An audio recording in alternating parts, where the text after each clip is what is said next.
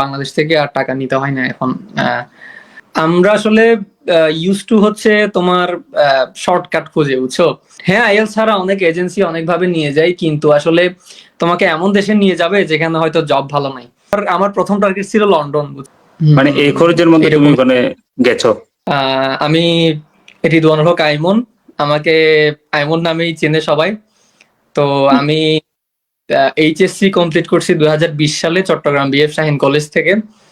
তো এরপরে আমার আব্বু আমাকে অনেক টাকা দিছিল শুধুমাত্র মানে অনেক টাকা বলতে যতটুকু লাগে আর কি, ইউনিভার্সিটি অ্যাডমিশনে ভর্তি হওয়ার জন্য। বাট আমি একটা মাত্র ইউনিভার্সিটি অ্যাডমিশনে ভর্তি হয়ে আব্বুর সাথে চিট করে আইএলস এ ভর্তি হয়ে গেছিলাম। এই থেকেই মেইনলি আমার জার্নি শুরু। এরপরে ওনাকে শোনাইলাম, ওনাকে শোনানোর পরে এই যে শুরু। এরপরে আমি আলহামদুলিল্লাহ অ্যাপ্লাই করছিলাম ইয়েতে। প্রথমে ইউকে থেকে অ্যাপ্লাই করছিলাম, ওটা এনিহাও হয় নাই। তারপরে ইউরোপের চেক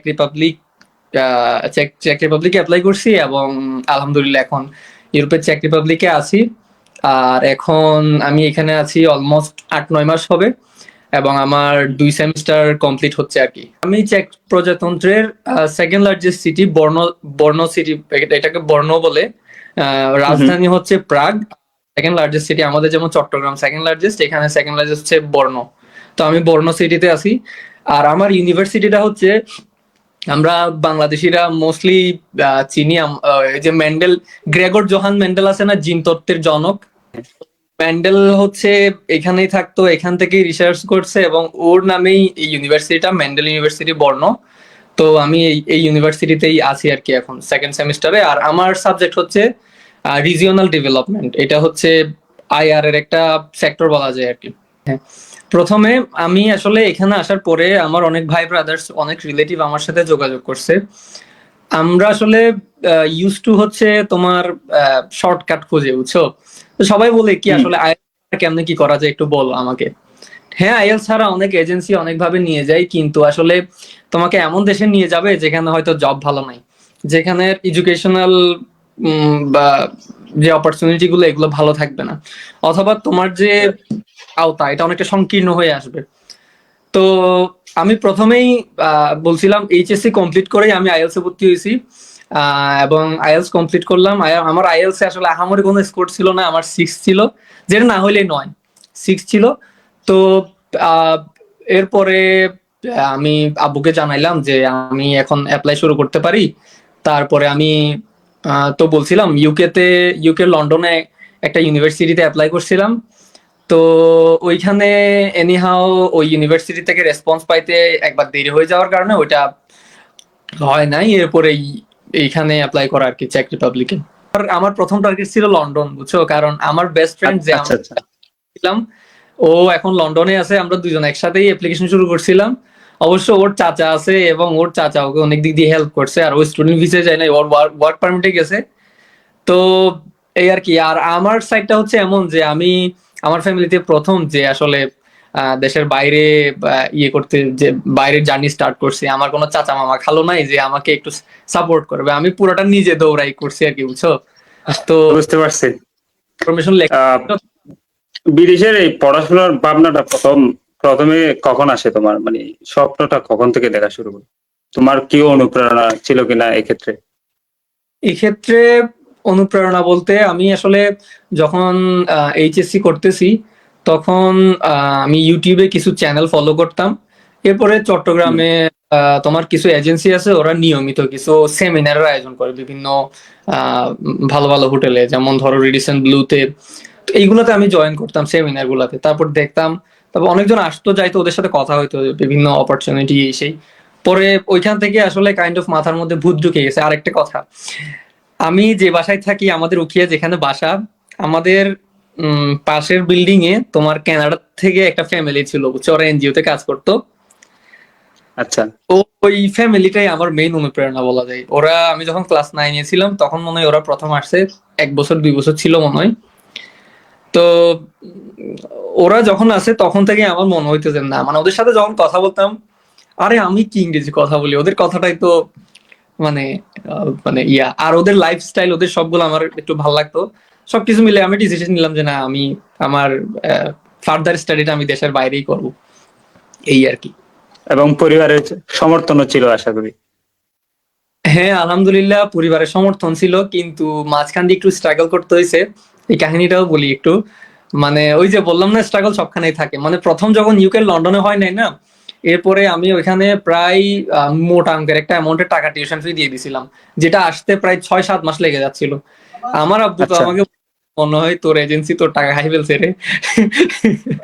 তো এরকম সেরকম আমি খুব ফ্রাস্ট্রেশনের মধ্যে দিয়ে যাইতেছিলাম।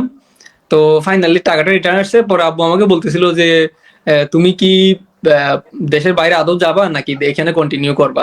কারণ আমি আবার কক্সবাজার সিটি কলেজে মার্কেটিং নিয়ে কিন্তু অলরেডি সেকেন্ড সেমিস্টার শেষ করবো, এরকম একটা সিচুয়েশনে চলে গেছিলাম। তো আমি আব্বুকে এক প্রকার জোর করে বলতেছি, না আমি এত দূর এসে আমি আবার পিছনে হাঁটবো না, আমি একবার লাস্ট ট্রাই করে দেখি। পরে চেক রিপাবলিকে অ্যাপ্লিকেশন করলাম আর কি। এখন মানে আমরা তো বুঝলাম তোমার একটা উদ্দেশ্য ছিল, স্বপ্ন ছিল, তোমার কেউ অনুপ্রেরণা ছিল বিদেশে পড়ার ফার্দার। হুম, হুম, এত দেশ থাকতে চেক প্রজাতন্ত্র কেন, মানে এটাই কি লাস্ট, মানে তুমি চান্স পাইলা? হ্যাঁ, এখানে আমি একটা একদম ট্রুথ অ্যান্সার দিই, একদম সত্য, যে চেক প্রজাতন্ত্র কিন্তু ইউরোপের অন্যান্য দেশের মতো অতটা এটাকে কি বলা যায়, মানে ওভার রেটেড না, আবার একদম আন্ডার আচ্ছা, রেটেড না। মানে ইউরোপের কিছু আন্ডার রেটেড কান্ট্রিও আছে, যেমন ধরো লিথুয়ানিয়া, এটা কিছু দেশ আছে। এটা হচ্ছে তোমার এটা একদম সেনজেনের মধ্যে আছে না? এটা সেনজেনের মধ্যে আছে। আচ্ছা, তা এটা একদম ইউরোপের সেন্টারে। মানে আমার প্রতিবেশী দেশগুলো যদি বলি তাহলে তুমি আইডিয়া করতে পারবা। আমার প্রতিবেশী দেশগুলো হচ্ছে জার্মানি, অস্ট্রিয়া, স্লোভাকিয়া আর হচ্ছে পোল্যান্ড। এই 4টা দেশের মাঝখানে আমি, এবং পুরা ইউরোপের মাঝখানে আমি, বুঝছো, এই দেশটা আর কি। হুম, তো চেক প্রজাতন্ত্র কেন, এটার স্ট্রেট অ্যান্সার হচ্ছে আমার আসলে স্টাডি গ্যাপ হয়ে যাচ্ছিল। মানে আমি লন্ডন থেকে যখন একটা আমার ফাইল আগাই নাই, এরপরে টিউশন ফি আসতে 6-7 মাস লেগে গেছে।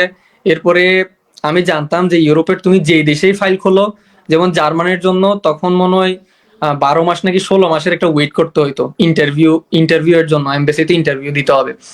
এরপরে তাও তুমি নিশ্চিত হবে না যে তোমার ভিসা হবে নাকি হবে না, ইন্টারভিউ আর এর উপর ডিপেন্ড করে।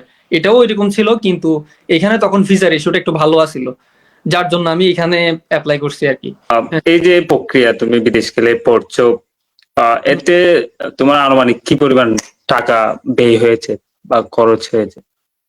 আচ্ছা, হ্যাঁ, আমার সাব টোটাল 10 লাখ, 10 লাখের আশেপাশে খরচ হয়েছে আর কি, 10 লাখ প্লাস। মানে এই খরচের মধ্যে তুমি এরকম। মানে গেছো?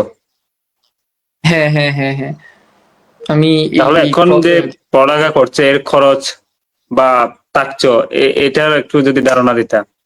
আচ্ছা, হ্যাঁ, আমি আমার এখানে আমার টিউশন ফি হচ্ছে ইয়ারলি নেই, মানে 1 বছরের টিউশন ফি একসাথে নেই। আর এখানে টিউশন ফি হচ্ছে, আমি যদি বাংলা টাকায় কনভার্ট করি, 4.5 লাখ টাকা মতো 1 বছরের জন্য। তো আর কাজের কথা যদি বলি, আমি এখানে একটা রেস্টুরেন্টে আসার আসার 1 মাসের মধ্যেই আমার আসলে আলহামদুলিল্লাহ, আমি কেমনে জানি একটা ভালো নেটওয়ার্কিং করে ফেলছিলাম আমি দেশে থাকতেই। মানে আমি ফ্লাইটে ওঠার মনে হয় 1 সপ্তাহ আগে আমি চাকরির জন্য অ্যাপ্লিকেশন করে ফেলছি এবং ইন্টারভিউ পাই গেছিলাম, বুঝছো। তো মানে চেক প্রজাতন্ত্রে যাওয়ার আগে? টেক পর্যন্ত যাওয়ার আগে আমার কিছু ভাই ভাই ব্রাদার্স হয়েছিল, ওরা রেফার করছে। আরেকটা কথা, এটা একটু আমাকে তুমি মনে করাই দিও যে আমার কিন্তু ইন্টারভিউ দিতে হয়েছিল দিল্লিতে গিয়ে, বুঝছো। তো হুম, তখন যে ইন্টারভিউ দিতে গেছিলাম, ওইখানে কিছু ভাই ব্রাদারদের সাথে পরিচিত হয়েছিলাম। ওরা আমার আগে ভিসা পাইছে, ওরা আমার 6 মাস আগে আসছে, ওরা আমাকে জবে রেফার করছে আর কি, বুঝছো। তো আমি কেএফসির একটা ব্রাঞ্চে রেস্টুরেন্ট ওয়ার্কার হিসেবে ঢুকছি। এরপরে এখন ইনস্ট্রাক্টর হিসেবে আছি আর কি। তো ওইখানে আমি যদি তোমাকে আমি স্যালারির কথা বলি, সব মিলাই আমার 70-80 হাজার টাকার মতো আসে। এটা কাজের উপর ভ্যারি করে, কাজ বেশি করলে কম করলে। তবে এইখানে যে টাকাটা আমার আসে না, এটা নিয়ে আমার লিভিং এক্সপেন্স এবং টিউশন ফি ম্যানেজ হয়ে যায় আর কি। তাহলে বাড়ি থেকে বা বাংলাদেশ থেকে আর টাকা পাঠাতে হয় এখানে? না, বাংলাদেশ থেকে আর টাকা নিতে হয় না এখন। আহ, মানে তুমি পড়াশোনা করছো, তোমার নিজের খরচ মেটাতে পারছো? খরচও মেটাইতে পারতেছি আলহামদুলিল্লাহ, হ্যাঁ।